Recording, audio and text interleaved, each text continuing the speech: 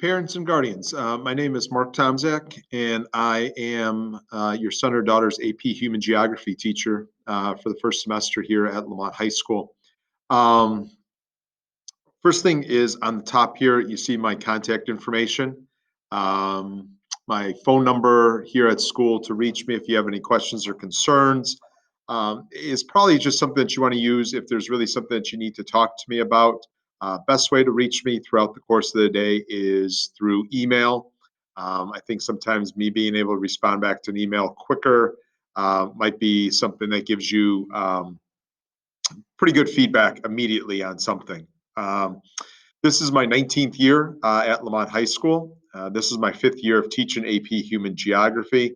And over the first 4 years, we've done pretty well in this class, just in terms of students learning a variety of new things, obviously in the field of geography.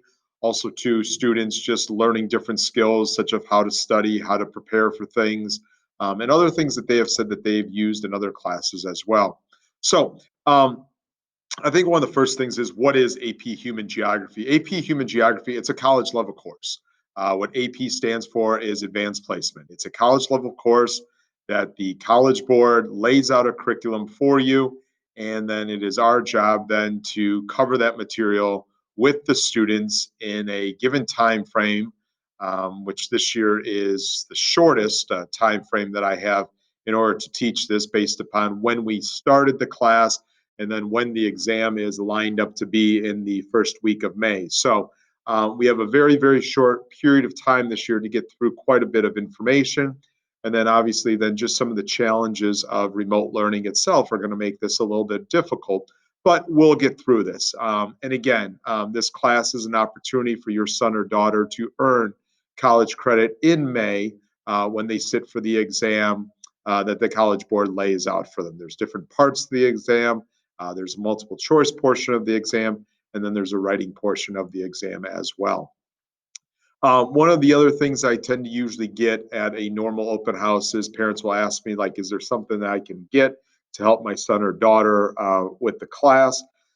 One thing that I would suggest, and this is just off of Amazon, one thing to suggest would just be the note cards.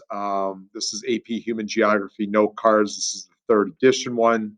The note cards are a nice thing just to have as an additional resource for your son or daughter, just to kind of go through material on a daily basis. What things do I know? What things don't I know? And again, just kind of an additional resource. The review books are okay. But if I'm going to really spend a little bit of money on something, I think the note cards are a lot more valuable because I think there's a lot more things that you can do with the note card than with what the review books have there. 3 years remote learning expectations. If your son or daughter by now does not have a set routine for how to tackle AP Human Geography, that's something that you definitely want to talk to them about. Pretty much each day in class, we cover one section of the textbook. And what I encourage the kids then to do is, so if we cover something on a Monday night, they should go home, review their notes, look at their notes. What am I not understanding? What do I still need to ask questions about? And so on.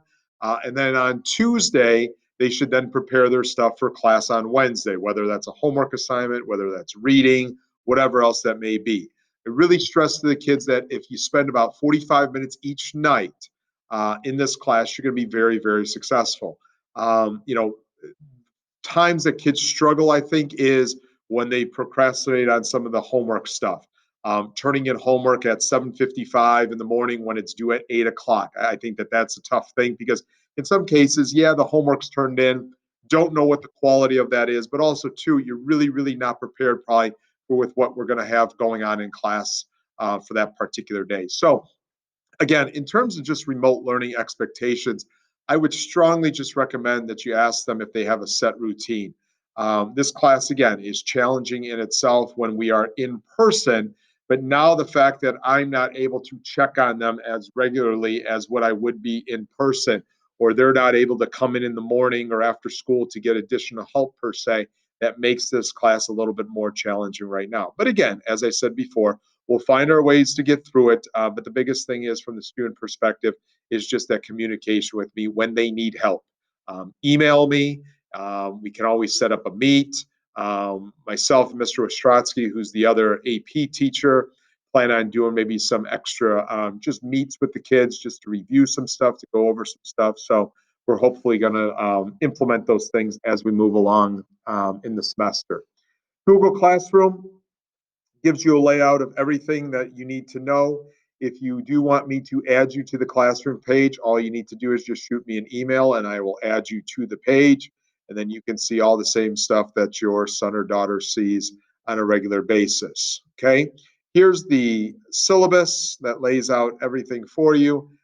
Again, the biggest thing with the syllabus is really guided by what the AP gives to us. So these are basically a sample of all the objectives, that we need to cover this particular year. What you probably more so are focused on is just what we're doing on a regular basis. Okay, here's the daily agenda. Here's the objective for that particular day, what we covered in class, and then what's for homework then, or what the students need to finish that night then as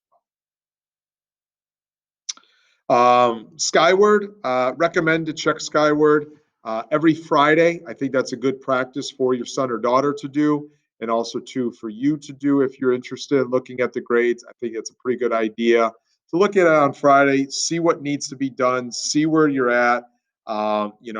Is there something that's missing from the previous week? Is there something that we need to do over the weekend?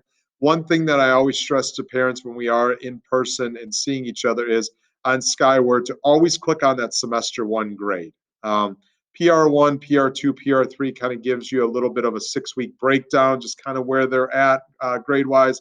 But the semester one grade is the most important one. And not just necessarily looking at the grade itself, but clicking on the letter grade itself and saying, hey, you're missing this, or why did you do so well on this, or why did you do so poorly on this? Just having those conversations with your son or daughter there.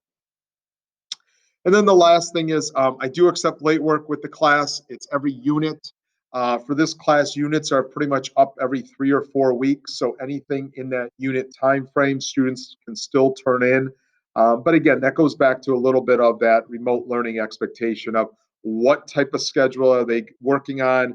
Are they working on their homework immediately, like at 1:30 after school gets done? Are we still doing the homework at 9, 10 o'clock at night? Whatever works best for them, that's fine. But again, I just think that one of the biggest things to get through this situation of remote learning and this particular class is to have a set schedule in terms of what you want to do and what you want to get accomplished in this particular class.